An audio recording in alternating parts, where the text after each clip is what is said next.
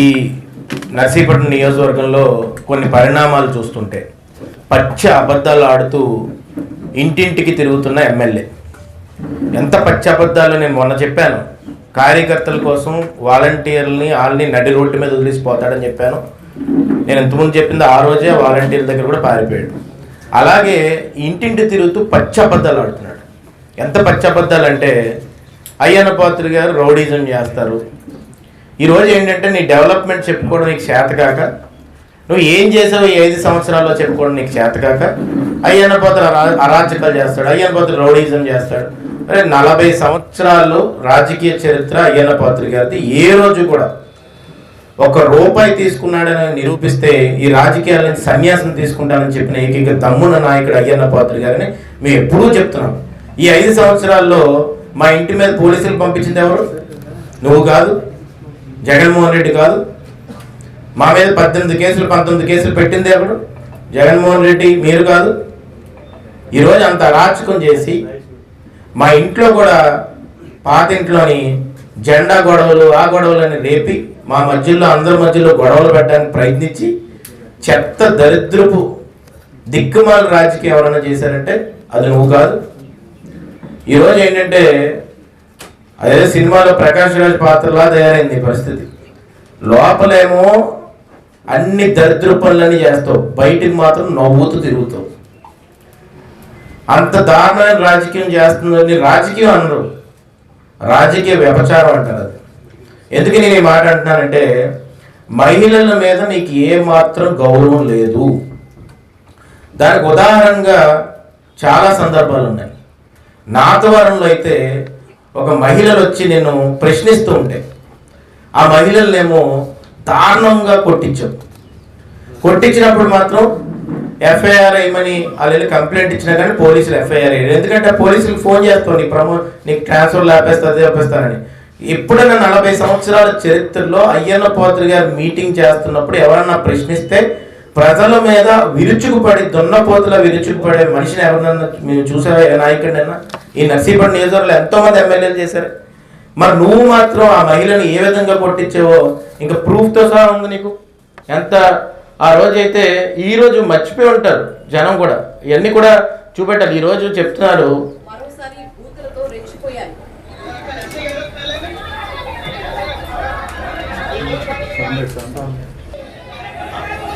ఆమెను చూడండి, అక్కడ మాట్లాడి ఆమెనైతే ఆ మగవాళ్ళు అంత దారుణంగా ఎక్కువ మాట్లాడితే ఆ రోడ్డు మీద ఎంత అసభ్యకరంగా తీసుకుపోయి కొట్టిస్తున్నారు. ఆ మా పక్క నుంచి మాట్లాడుతున్నాడు రౌడీజం ఆపన్ రౌడీ. అక్కడ ఉన్నది ఇప్పుడు ఎవడన్నా దిక్మాల్లో ఎవడన్నా వచ్చి మాట్లాడితే ఒక అర్థం ఉంది. ఒక ఎమ్మెల్యే నువ్వు కొట్టండ్రా అని చెప్పి ఇది ఎప్పుడన్నా అసలు నర్సీపట్నం చరిత్రలో ఎప్పుడైనా జరిగిందండి? ఆమెకి 2 నిమిషాలు అలా ఉంటే పాపం అసభ్యకరంగా కూడా తయారైపోయి స్థితిలో తీసుకెళ్ళిపోయి అసలు ఏమన్నా ఒక సోయి ఉండి ఒక ఊహలో ఉండి ఒక సెన్స్ ఉండి చేస్తున్నారంటే పనులు. వైసీపీ మోకలను ఆ రోజు పంపించి ఆ మహిళలు కొట్టించలేదు. ఇంత దారుణమైన పనులు నువ్వు చేసి అయ్యన్న పాత్ర రౌడీజం చేస్తున్నాడు, అయ్యన్న పాత్ర అరాచకం చేశాడు, వాళ్ళ కొడుకేమో రౌడీజం చేస్తాడు. ఇవన్నీ తప్పుడు మాటలు ఎందుకు చెప్తున్నావు?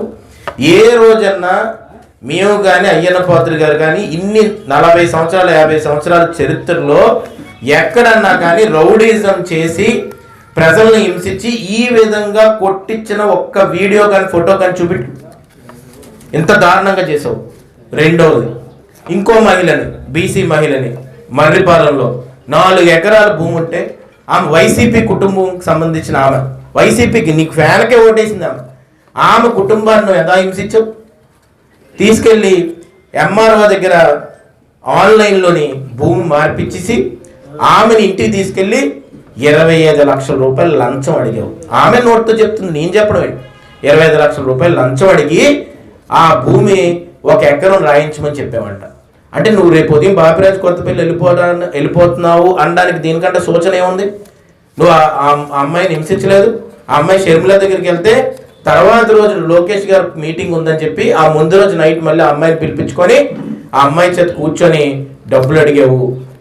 నీ బెదిరించున్నావు, నేను ఇంక ఇప్పుడు ఏం చేయను, నీ భూమి మళ్ళీ నీకు ఇచ్చేస్తాను మళ్ళీ బతిమాలడం మొదలుపెట్టావు. ఓ పక్క నుంచి డబ్బులు తీసుకుంటున్నావు, ఓ పక్క నుంచి వాళ్ళు హింసిస్తున్నావు, ఈ విధంగా చేస్తున్నావు. ఆ అమ్మాయి కూడా ప్రెస్ మీట్ పెట్టి క్లియర్గా చెప్పింది. మా అమ్మాలూరు మరిపాలెం అండి, మరిపాలెం దొండపేట. మా అమ్మ పేరున 8 ఎకరాల భూమి ఉందండి. 8 ఎకరాల భూమి మొంకు సామూర్తి సర్పంచి గైరెడ్డి కృష్ణరాజు కొన్నేసారండి. కొన్నేసి ఎమ్మెల్యే సపోర్ట్ తోటి అంటే నర్సీపట్నం గణేష్ గారు సపోర్ట్ తోటి ఎంఆర్ఓకి ఆర్ఈకి విఆర్ఓకి లక్షల రూపాయలు ఇచ్చి వేరే ఆవిడ పేరు మీద దేవుళ్ళు ఇసుంచేటి దేవుళ్ళమ్మ పేరు మీద ఎఫ్ఎంసీలు పాస్బుక్లు ఇచ్చేసారండి. ఇప్పుడు ఆ అమ్మాయి చెప్పిన దానికి ఆన్సర్ చెప్పగలవా? మొన్న నేను ప్రెస్ మీట్ పెట్టి నీకు 12 క్వశ్చన్లు అడిగాను, హాస్పిటల్ గురించి అడిగాను, చాలా క్వశ్చన్లు అడిగాను. అడిగితే నువ్వు అన్నీ తప్పించుకొని ఈ రోజు కూడా మాట్లాడకుండా ఈ రోజు వచ్చి ఏమంటున్నావు? నువ్వు ఆ చెత్త ఇడుపులు ఏడిసి బదులు ఇప్పుడు వెళ్ళిన 23 వార్డులోనో 22వ వార్డులోనో ఏం చేసావురా బాబు? నువ్వు ఏం చేసావో చెప్పాలి కదా. మొన్న 23వ వార్డేనా వెళ్ళారు, 23 వార్డు వెళ్ళాడంట. ఆ వెనకాల ఉన్న 50 లక్షల రూపాయలతో కాలువ చేసింది అయ్యనిపోతుంది కాదు. ఆ ఒక్క 23వ వార్డుకి ఒక సుమారుగా 3 కోట్ల రూపాయలు ఇచ్చి డెవలప్ చేసింది అయ్యనిపోతుంది గారు కాదు ఒక 5 సంవత్సరాల్లో. మేము అలా చెప్పుకుంటూ వెళ్తున్నాం. నువ్వేం చేస్తున్నావు? ఏదేదో మాట్లాడుతున్నావు, రౌడీజం అంటావు, అరాచకాలు అంటావు. ఇదిగో ఇప్పుడు నేను 2 ఎగ్జాంపుల్స్ చూపెట్టాను. ఇంకో ఎగ్జాంపుల్ ఏంటో చెప్పనా? అయ్యన్న కాలనీ దగ్గర ఒంటరిగా 3 మహిళలు ఉంటే ఆ ఇల్లు కబ్జా చేయించడానికి అని చెప్పి వైసీపీ నాయకుడిని పంపించావు. అది కూడా క్లియర్గా ఎంత వైరల్ అయింది. అది కూడా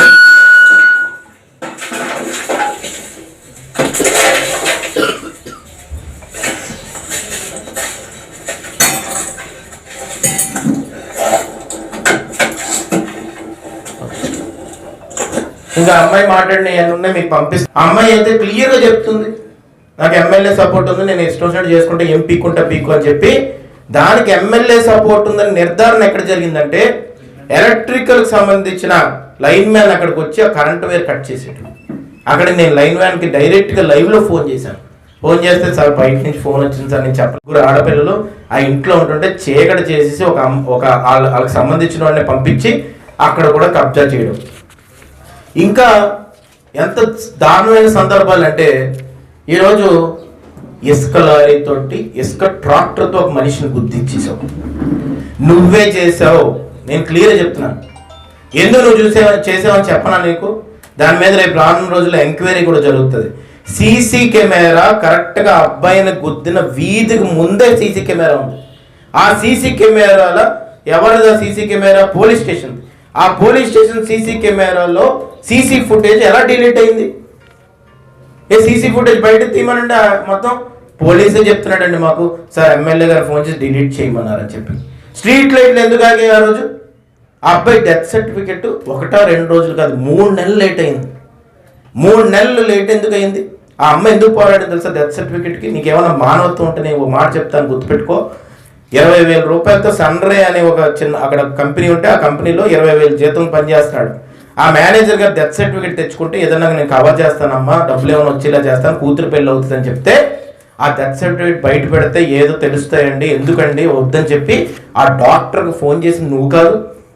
ఇంత అరాచకమైన పనులా? నువ్వు ఈరోజు వచ్చి రౌడీజం గురించి అరాచకాల గురించి మాట్లాడుతున్నావా?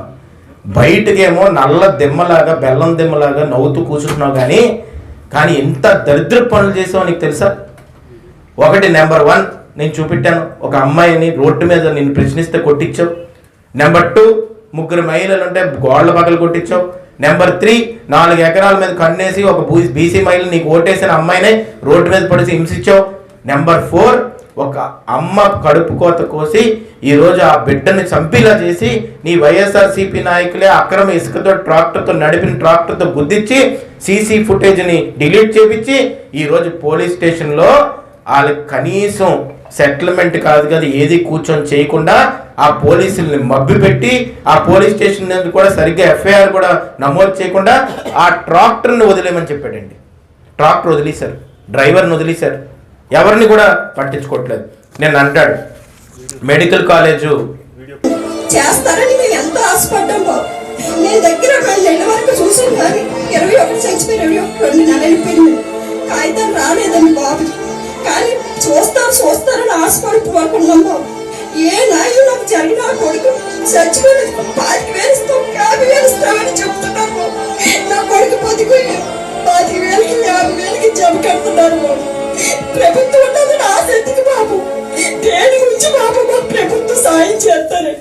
మాకు ఏ దారి లేక విజయం అక్కడికి వెళ్ళాను బాబు వెళ్ళాల్సి ఎంత సాయం. ఇప్పుడు అమ్మ ఇంకా మాట్లాడిన వీడియోలు అవి పంపిస్తాను. దాంట్లో క్లియర్గా చెప్పింది ప్రభుత్వం ఈ పని చేసింది, మా వాడిని చంపేశారు. ఈరోజు అంత చేస్తే ఆ అమ్మ దేనికి ఓటేసిందని కూడా నేను చూడలే. నాకు చాలామంది చెప్పారు వాళ్ళు వ్యతిరేకం అంటే వీళ్ళు వ్యతిరేకం అంటే, నేను అలాగే ఎప్పుడు చూడలే. వాళ్ళ కొడుకుని రాత్రి వేళ కూడా కాదు, కొంచెం లైట్ ఉన్నది, సీసీ ఫుటేజ్లో రికార్డ్ అయింది, అది డిలీట్ చేయించి నువ్వు చంపేసావే. దేనికి చంపేసావు? నువ్వు ఇసుక కోసం చంపావు. ఆ ఇసుక తీసుకొచ్చి రోడ్డు వైడనింగ్లో ఎప్పుడైనా వేయించావా? నువ్వు దొబ్బావు కానీ ఇసుకని. నువ్వు ఈరోజు ఇంత అరాచకాలు చేస్తుంటే జనాలకు మళ్ళీ తిరిగి నువ్వేదో అదే సినిమాలోని శాడిస్ట్ ప్రకాష్ రాజు గారి బయటకు వచ్చి ఇలా నవ్వుతున్నావు, చెత్త పనులన్నీ ఇంట్లో చేసుకుంటున్నావు. నీకు ఒక విషయం చెప్పాలి, అయ్యన్న పాత్రుడు అనే వ్యక్తి ముక్కుసూటి మనిషి. ముక్కుసూటిని ఎప్పుడు కూడా రౌడీజం అనరు. ముక్కుసూటిని బల్లగుద్ది అడుగుతాడు, బల్లగుద్ది చెప్తాడు. సత్తా ఉంటే నర్సీపట్నం నియోజకవర్గానికి ₹1 తీసుకొచ్చి 150 పడకల హాస్పిటల్ కానీ మిగతా డెవలప్మెంట్ అంతా తీసుకొస్తాడు. కానీ నీకు సత్తా లేదు, దమ్ము లేదు, సిగ్గు లేదు, ఏమీ లేదు. ఈరోజేమో రౌడీయిజం ఎన్ని చెప్పి ఓట్లు దండుకుందాం అనుకుంటున్నావో నీ సినిమా అయిపోయింది. ఇంకోటి చెప్తున్నాను, ఇక్కడ మాకు క్లియర్గా మెడికల్ కాలేజ్కి పిడుగురాలకి ఇచ్చారు, పాడేరుకి ఇచ్చారు, మచిలీపట్నంకి ఇచ్చారు, అప్రూవ్డ్ అని చెప్పి క్లియర్గా ఏంటంటే గవర్నమెంట్ ఆఫ్ ఇండియా నుంచి రిలీజ్ చేశారు. 6th September 2022 న్యూఢిల్లీ నుంచి నిర్మాణ్ భవన్ నుంచి రిలీజ్ చేశారు. Eluru disapproved, Markapuram disapproved, Pulivendula disapproved, Vizianagaram disapproved, Piduguralla approved, Paderu approved, Machilipatnam approved. మన అమ్మవారు పాడేరు అమ్మవారి గుడికి వెళ్తున్నప్పుడు అది కూడా 2 ఫ్లోర్లు 3 ఫ్లోర్లు ఇంకా అవుతుంది. ఇక్కడ నువ్వేం చేసావంటే నీకు నర్సీపట్నం జిల్లా హెడ్ క్వార్టర్స్ తెచ్చే సత్తా దమ్ము లేక అపోజిషన్గా మేము ర్యాలీ చేస్తే ఒక అర్థం ఉందే. నెక్స్ట్ రోజు నువ్వు ర్యాలీ చేస్తావేటి? నువ్వు గవర్నమెంట్లో ఉన్నావు, ఎమ్మెల్యే ఉన్నావు, నువ్వు మళ్ళీ బైక్ ర్యాలీ చేసి నాకు నర్సీపట్నం హెడ్ క్వార్టర్స్ కావాలి, హెడ్ క్వార్టర్స్ పిచ్చోళ్ళ కనబడుతున్నావు. మేమన్నా దమ్ముంటే అక్కడికి వెళ్ళి సెల్ఫీ తీసుకునే బదులు ఆ ముఖ్యమంత్రి దగ్గర నాకు హెడ్ క్వార్టర్స్ కావాలని అడిగే వేదన రోజు నీకు అంత సత్తా ఉందా? తేలేవు. అదే అయ్యన్న పాత్ర ఇప్పుడు ఎమ్మెల్యే ఉండి గవర్నమెంట్ ఉండి మంత్రి ఉంటే నర్సీపట్నం హెడ్ క్వార్టర్స్ తీసుకొచ్చేవాడు. అందుకే కదా ఆర్డీఓ బంగ్లాకి అంత ల్యాండ్ వదిలాం, పోలీస్ స్టేషన్కి అంత ల్యాండ్ వదిలాం, ప్రతి దగ్గర కూడా R&B బంగ్లాకి కూడా అంత ల్యాండ్ ఉంది. ఎక్కడైనా ఉందా అంతంత ల్యాండ్లు? ఎందుకంటే నర్సీపట్నం హెడ్ క్వార్టర్స్ అవుతుంది, అది అయ్యన్న పాత్ర వల్ల అవుతుంది అని చెప్పి మేము పెడితే నర్సీపట్నం దురదృష్టం ఏంటంటే 5 సంవత్సరాలు నువ్వు ఎమ్మెల్యే అవ్వడం వల్ల నువ్వు వెళ్ళి నర్సీపట్నం హెడ్ క్వార్టర్స్ తేలేక ఆ రోజు జగన్మోహన్ రెడ్డి గారిని ఇక్కడ దింపి 25 లక్షల రూపాయలు ఆయన కాన్వేనా హెలిప్యాడ్ నుంచి రావడానికి మున్సిపాలిటీ డబ్బును ఖర్చు పెట్టి ఈరోజు మెడికల్ కాలేజ్ తెచ్చుకొచ్చని 500 కోట్లు పెట్టని చెప్పి అబద్ధం చెప్తున్నావు నువ్వు. అక్కడ క్రేన్లు పెడుతున్నావు, సిమెంట్ ట్యాంకులు పెడుతున్నావు, అక్కడ కన్స్ట్రక్షన్ సరిగ్గా ఏమీ జరగట్లేదు. ఏ రోజన్నా కన్స్ట్రక్షన్ సైట్కి నువ్వు రివ్యూకి వెళ్ళావు సరిగ్గా? ఆ తర్వాత ఇప్పుడు అయ్యన్న పాత్ర గారు ఏమైనా కట్టిస్తున్నారు అనుకో, 50 పడకల హాస్పిటల్ ఎక్స్ట్రా కట్టించారు, కట్టించినప్పుడు వారానికి ఒకసారైనా రివ్యూకి వెళ్తారు. నువ్వు ఎప్పుడైనా రివ్యూకి వెళ్ళి చూసావా? ఏ రోజన్నా దాని ఫోటోలు తీసి బయట పెట్టావా? ఎందుకంటే అది దొంగ కాలేజ్ అని నీకు తెలుసు. ప్రభుత్వం డబ్బు ఏదో పెట్టేసి సెంట్రల్ గవర్నమెంట్ నుంచి ఏమాత్రం శాంక్షన్ అవ్వకుండా రేపు సూట్ కేసు సర్దుకొని నువ్వు పోతే జనాలందరూ కూడా నేను తెద్దాం అనుకున్నాను కానీ వాళ్ళు ఏమో చేయలేకపోయారని చెప్పడానికి అనుకుంటున్నావు నువ్వు. ఏదో సొల్లు కబుర్లు నర్సీపట్నం జనానికి చెప్పొద్దు. నర్సీపట్నం జనం చాలా తెలివైన వాళ్ళని చెప్పి సందర్భంగా చెప్పదలుచుకున్నాను. ఎందుకు నేను ఈ మాట అంటే రోడ్లు గొయ్యలు తీసినట్టు ఇప్పుడు మెడికల్ కాలేజ్ కూడా రోడ్లన్నీ గొయ్యలు తీసేసావు. ఆ గొయ్యల దగ్గరికి నేను వెళ్ళి ఆ రోజు నేను ఎందుకు అన్ని క్లియర్గా చూపెడుతున్నాను. ఈ గొయ్యలన్నీ ఎవడో తీసాడు? నీకు ఎలా బుర్రా బుద్ధి ఉంది ఎమ్మెల్యేగా? ఆ గొయ్యలు అలా తవ్వేసావు, పక్కన కాలువ ఉంది, అక్కడ ఇల్లు ఉన్నాయి, ఆ ఇల్లులు దిమ్మ ఉంది, కింద పక్కనేమో గొయ్యలు ఉన్నాయి. మరి ఈ గొయ్యలన్నీ ఎప్పుడు కప్పెడతావు? ఎన్ని రోజులు కావాలి నీకు? ఇవన్నీ ఎందుకు తీసావంటే పైప్ లైన్ వేయడానికి అంటాడు. అసలు సోర్సే లేదు, పైప్ లైన్ ఇంకా పెట్టలేదు, గొయ్యలు తీసేసి మొత్తం అర్ధాంతరంగా నాశనం చేసేవా నర్సీపట్నం మొత్తాన్ని. ఈరోజు నీకు ఒక సీక్రెట్ ఏంటంటే దీంట్లోని ఆ 142 కోట్ల అయ్యన్న పాత్ర గారు తీసుకొచ్చారని మొన్నే చెప్పాను. దాని మీద ప్రెస్ మీట్ పెట్టవు, దాని సోర్స్ ఎక్కడ ఉందో చెప్పవు, దానికి ట్యాంక్ కట్టరు. ఈ రోజు ఏమో పైప్ లైన్ వేసిన కాంట్రాక్టర్ గారి చేత ముందు ఎక్స్క్వేషన్ చేపించి వాడి దగ్గర డబ్బులు లంచం అడిగేవు నువ్వు. అందుకే ఆ కాంట్రాక్టర్ మళ్ళీ రాలేదు. ఈరోజు నేను ఒకటే చెప్తున్నాను, ఆ కాంట్రాక్టర్ మళ్ళీ తెలుగుదేశం ప్రభుత్వం వచ్చాక వస్తాడు. మేము ఖచ్చితంగా ట్రాన్స్పరెంట్గా మళ్ళీ ఆ పైప్ లైన్ అన్ని వేయించి ఇంటింటికి కొలాయి తెప్పించే బాధ్యత మేనిఫెస్టోలో మేము తీసుకుంటున్నామని చెప్పి సందర్భంగా చెప్పదలుచుకున్నాను. ఇంకోటి, అడవి మధ్యలో రోడ్డుకి పర్మిషన్ తెచ్చారంట. నీకేమైనా సిగ్గుందా? 2019లో గవర్నమెంట్ మీద రాకముందే అయ్యన్న పాత్ర గారు దానికి లెటర్ రాశారు ఫారెస్ట్ డిపార్ట్మెంట్కి. మొత్తం ఈ రోడ్ అంతా శాంక్షన్ చేయించింది అయ్యన్న పాత్ర గారే. దానికి సంబంధించిన ఫారెస్ట్ పర్మిషన్కి అప్లై చేస్తే ఆ ఫారెస్ట్ పర్మిషన్ ఏమో ఆ లెటర్ మీదే పర్మిషన్ ఇచ్చారు ఫారెస్ట్ డిపార్ట్మెంట్. ఇస్తే మొన్న నీకు తెలియదేంటో నీకు బహిరంగంగా బయట చెప్తున్నాను వినో, R&B డిపార్ట్మెంట్ కింద పెట్టి ఆ రోడ్డుని మంచిగా వేద్దాం అనుకుంటే దాన్ని పంచాయతీరాజ్ డిపార్ట్మెంట్కి మార్చమని చెప్పి నువ్వు రిక్వెస్ట్ చేసి ఏదో మరమ్మతులు చేసినట్టు పక్కనున్న ఎర్రమట్టిని గొయ్యిల్లో కప్పేద్దామని ప్లాన్ చేయడానికి నువ్వు ప్రయత్నిస్తున్నావు. నేను జనాలకు కూడా చెప్తున్నాను, మొన్నే కలెక్టర్ గారు నేను నాన్న కలిసినప్పుడు కూడా సార్ ఇబ్బంది పడుతున్నారు, ప్రభుత్వ ఉద్యోగం ఒక కానిస్టేబుల్ కూడా గొయ్యిల మీద పడి చనిపోయాడు, ఎట్టి పరిస్థితుల్లోని కూడా ఆ పర్మిషన్ మేమే అప్లై చేసాము, ఆ ఫారెస్ట్ పర్మిషన్ కూడా అయ్యన్న పాత్ర గారి వల్లే వచ్చింది, ఆ ఫైల్ అప్పుడు మూవ్ చేయడం వల్ల రావడం జరిగింది, ఈ ఎమ్మెల్యే ఏమైనా సొల్లు కబుర్లు చెప్తున్నాడు కాబట్టి ఏమన్నా వీలవుతే మోడల్ కోడ్ టైంలో కూడా వీలవుతే జనాలకు ఇబ్బంది కలగకుండా ఏదైనా కొంచెం మరమ్మతులు చేయండి అని అడుగుతున్నాం. అడిగితే కలెక్టర్ గారు అన్నారు నేను కంపల్సరీగా పరిశీలిస్తానని చెప్పారు. రేపు ప్రభుత్వం వచ్చిన తర్వాత ఆ రోడ్డు కూడా ఒక హైవే విధంగా ఎట్టి పరిస్థితుల్లోని ఆ మధ్యలో ఉన్న ఆ కొన్ని కిలోమీటర్లు కూడా వేసే బాధ్యత అయ్యన్న పాత్ర గారే తీసుకుంటారు. దానికి ఉదాహరణగా కశ్మీర్ రోడ్డే ఉంది, దానికి ఉదాహరణగా సానిక్ మలవరం నుంచి తాండవాకి వెళ్ళిన రోడ్డే ఉంది. మీరు ఇంకా దాని గురించి అసలు దిగులు పడే అవసరం లేదు. గొల్లుగొండ ప్రజానికని చెప్తాం రోడ్డు కానీ, కశ్మీర్ రోడ్డు కానీ, లేకపోతే సానిక్ మలవరం నుంచి వెళ్ళిన రోడ్డు కానీ, జోగినాథపాలెం రోడ్డు కానీ, మళ్ళీ శారదానగర్ రోడ్డు కానీ, ఇంత పెద్ద ట్యాంక్ బండ్ హైవే కింద నీ కళ్ళు కనబడుతున్నాయి. గుడ్డోడు నువ్వేమన్నా ఈ రోడ్లన్నీ మరి తెచ్చింది ఎవడు? అయ్యన్న పాత్ర కాదు. నీకు దమ్ముంటే అక్కడ RCM స్కూల్ దగ్గర కూడా సెటిల్మెంట్ చేసింది అయ్యన్న పాత్ర గారు ఆ రోడ్డు వేయడానికి. అక్కడి నుంచి వెంకటేశ్వర స్వామి కోయిల దగ్గర నువ్వు రోడ్డు వేసి ఉంటే నేను మాట్లాడేవాడిని. కానీ ఈరోజు ఏం చేసావంటే నువ్వు ఎంత దొంగోడు అంటే, ఎంత మోసగాడు అంటే, నువ్వు నాతవరానికి జూనియర్ కాలేజ్ తెస్తానని చెప్పి మోసం చేసావా లేదా? ఒక లెటర్ చూపెడతావు, ప్రెస్ వాళ్ళ దగ్గరగా చూపెడతావా? నేను ఈరోజు చెప్తున్నాను వాటర్ ప్రాజెక్ట్ ఇదిగోండి 2018లో దగ్గరికి పెడతా జీవోని. నువ్వు దగ్గరికి పెట్టావు ఎప్పుడన్నా జీవోని? దూరంగా పెడతావు, అదిగో జూనియర్ కాలేజ్ వచ్చిందంటావు, అదిగో మేఘాల్లో బిల్డింగ్ వచ్చిందంటావు. ఇంత మోసం ఆ జనాలను మోసం చేయడం నువ్వు. ఈరోజు అందుకే నేను ఒక మాట చెప్తున్నాను, కొన్ని దగ్గర కూడా కొబ్బరికాయలు కొట్టి గుళ్ళు కడతాను ఇదని చెప్తున్నావట. అన్ని అబద్ధాలు చెప్పి ఎన్ని రోజులు బతుకుతాయా నువ్వు? అందుకేనే నేను బాపిరాజు కొత్తపల్లి వెళ్ళిపోతావు సూట్ కేసు సర్దుకొని నేను ఖచ్చితంగా చెప్తున్నాను. నేను ఇంకోటి కూడా ఏం చెప్తున్నానంటే మీకు క్లియర్గా ఖచ్చితంగా అయ్యన్న పాత్రే రేపు పండగ చేయబోతున్నారు. అయ్యన్న పాత్ర గారు కమిటీ వాళ్ళు ఎవరైతే ఉన్నారో ఊరు ప్రజలు ఉన్నారో వాళ్ళు పండగ చేసుకుంటారు. మీరేం చేద్దాం అనుకున్నారంటే ఎండోమెంట్స్ని పెట్టి ఈ రాజకీయం ఆడి పండగను ఆఫ్ చేద్దాం అనుకుంటున్నారు. నిన్న ప్రెస్ మీట్లో ఈ ఎమ్మెల్యే చెప్పిస్తున్నాడు, ఏమని చెప్పిస్తున్నాడంటే ఆభరణాలు మా దగ్గరే ఉన్నాయి. మరి ఇప్పుడు దాకా ఎందుకు చెప్పలేదండి? మొన్న మేము చెప్పిన తర్వాత ఆభరణాలు మీ దగ్గర ఉన్నాయని చెప్తారా? ఈ ఎమ్మెల్యే ఎంత తలకు మాసినాడు అంటే అమ్మవారి మీద గౌరవం లేదు. మధ్యలో మాట్లాడుతున్నప్పుడు చెప్తున్నారు కోవిడ్ టైంలో 2 సార్లు పండుగ వచ్చిందని. మరి బాబు నీకు గుర్తులేదా? ఏఎస్పీ ఆఫీస్కి వెళ్ళి నువ్వు లెటర్ పెట్టి 9 గంటలుగా 10 గంటలుగా పండగ ఆపేయమని నువ్వు పర్మిషన్ అడిగా గుర్తుందా లేదా నీకు? మరి ఆ పండగ బహిరంగంగానే కోవిడ్ తర్వాత జరిగిలా? అప్పుడు జనాలు దర్శనానికి రాలా? దర్శనానికి వచ్చినప్పుడు ఆభరణాలు వేయి, అప్పుడు ఎందుకు పెట్టలేదు? నువ్వు రాత్రి వేళ తొంగి మీ వాళ్ళతో దర్శనానికి రాలేదు, వచ్చినప్పుడు నువ్వు ఎందుకు ఆభరణాలు తేలేదు? ఇప్పుడు ఎలక్షన్ కాబట్టి నేను ఆభరణాలు బయట తీసుకొస్తానని చెప్పి ఎమ్మెల్యే చెప్పిస్తున్నాడా? తప్పు కదా అది. అమ్మవారి ఆభరణాలు దాసేవని ఇప్పటికైనా నిరూపణ అయిందా లేదా జనాలకి? కాబట్టి నేను ఒకటే కోరుతుంది ఏంటంటే ఈరోజు నేను ఒకటే కోరుతున్నాను, నువ్వు బూతులు తిట్టడం, విమర్శించడం, రౌడీజం, అరాచకాలని మాట్లాడితే మా దగ్గర కుప్పలు వీడియోలు ఉన్నాయి నీ చేసిన చెత్త పనులు. డాక్టర్ సుధాకర్ వాళ్ళ అమ్మ మాట్లాడింది కానీ, వీళ్ళు మాట్లాడింది కానీ, ఎన్ని కబ్జాలు చేస్తావు, ఇసుక కోసం ఒక ప్రాణం తీసేసావు.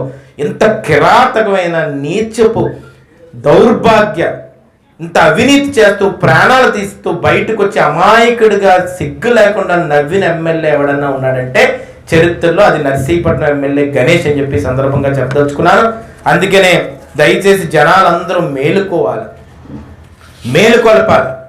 మహిళల మీద ఏమాత్రం గౌరవం లేకుండా ఇన్ని అరాచకాలు చేసిన మనిషి ఇంకా నీ గవర్నమెంట్ పోయిన తర్వాత, నీ ఎమ్మెల్యే పోయిన తర్వాత కొంతమంది ఆడవాళ్ళు వస్తారు బయటికి, నీకు దిమ్మ తిరిగిపోతుంది. నేను చెప్తున్నాను, ఆడవాళ్ళు చెప్పిన నిజాలు నాకు వినేసరికే నీ మీద అసహ్యం వేసింది నాకు. ఆడవాళ్ళు బయటకు వస్తారు, నేను ముందే హెచ్చరిస్తున్నాను, నీకు గుర్తుపెట్టుకో. ఆడవాళ్ళు సుమారుగా 6 నుంచి 7 మంది ఉంటారు, బయటకు వస్తారు. బయటకు వచ్చి నీ గురించి నిజాలు చెప్తారు. ఆ నిజాలు చెప్పిన తర్వాత నేను చెప్తున్నాను, నువ్వు బాపిరాజు కొత్తపల్లి కాదు కదా, ఈ జిల్లాలో నువ్వు బయటకు పోతావు. అంత దారుణమైన పనులు నువ్వు చేసావు ఆడవాళ్ళ మీద. నేను ఎందుకు ఈ మాటలు అంటున్నానంటే, నువ్వు డెవలప్మెంట్ గురించి మాట్లాడు, నువ్వేం చేసావో మాట్లాడు, అంతేగాని సొల్లు కబుర్లు చెప్పొద్దు. నేను జూనియర్ కాలేజ్ తెచ్చా నాతవరానికి, ఈ అడవి రోడ్డు పర్మిషన్ నేనే తీసుకొచ్చా, తప్పది. అయ్యన్న పాత్ర తీసుకొచ్చారు. ఏదో ఇంత చిన్న రోడ్డు వేస్తే 500 మీటర్ల అదే నేను తీసుకొచ్చాను, అక్కడికి వచ్చి హింసించాం. మొత్తం రోడ్డు వేయాలి కదా, అది కూడా వేయలేదు.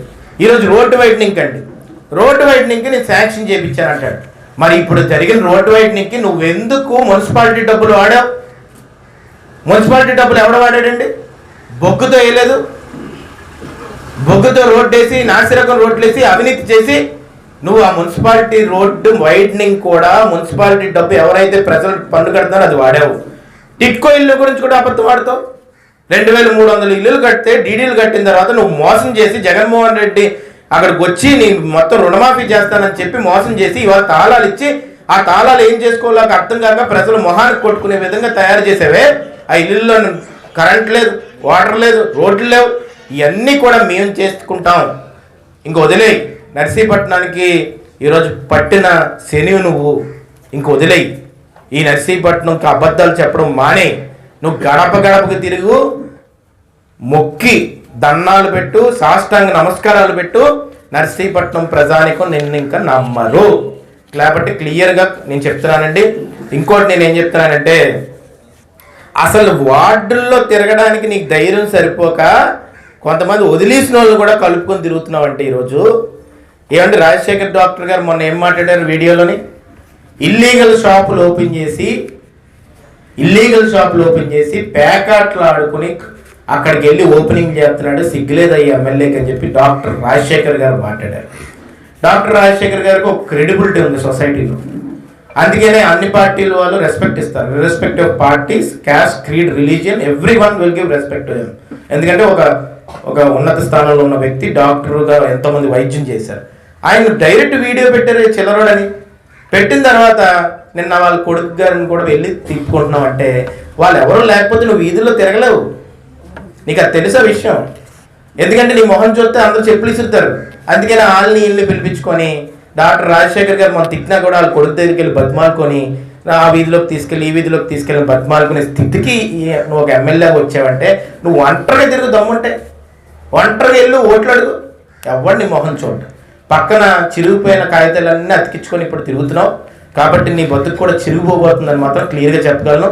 నువ్వు మందు మీద, డబ్బు మీద ఏదో చేద్దాం రాజకీయం అని అనుకుంటున్నావేమో. ఆ మందు డబ్బు కూడా బ్రాందీ షాపుల్లో మీరు క్యాష్ పరుపున కలెక్ట్ చేసిన డబ్బునే మళ్ళీ మీరు జనానికి ఇస్తారు. ఆ జనానికి మేము ఎప్పుడో మెసేజ్ ఇస్తున్నాం. ఏంటంటే అది బ్రాందీ షాపుల్లో మీకు వేసిన అమ్మఒడి డబ్బుల్ని క్యాష్ రూపంలో లాగేశారమ్మా. ఒక పక్క నుంచి అమ్మఒడి ఇచ్చారు, ఒక పక్క నుంచి నాన్నబుడ్డి అని. ఆ డబ్బులకు మీకు కావాలంటే తీసుకోండి, కానీ ఓటు మాత్రం సైకిల్ గుర్తుకి, కమలం గుర్తుకి వేయండి, భవిష్యత్తు కాపాడుకోండి అని చెప్పి ఆల్రెడీ మేము మెసేజ్ ఇవ్వడం జరిగింది. అందుకనే దయచేసి నువ్వు ఈ అన్ని అరాచకాల ముందు నువ్వు మాకు చెప్పడం కాదు, ఏమన్నా ప్రూఫ్లు ఉంటే బయట పెట్టు, అంతేగాని సొల్లు కబుర్లు చెప్పి బతక్క. దయచేసి నేను అందరిని కోరుతూ ఈరోజు నిజం నిక్కచ్చిగా ప్రజలకు చూపెట్టాలని చెప్పి అందరినీ నేను కోరుకుంటూ సెలవు తీసుకుంటున్నాను. Thank you. మరిన్ని తాజా వార్తలకు చూస్తూనే ఉండండి మైత్రి న్యూస్. ప్రతి క్షణం ప్రజల కోసం. Please subscribe.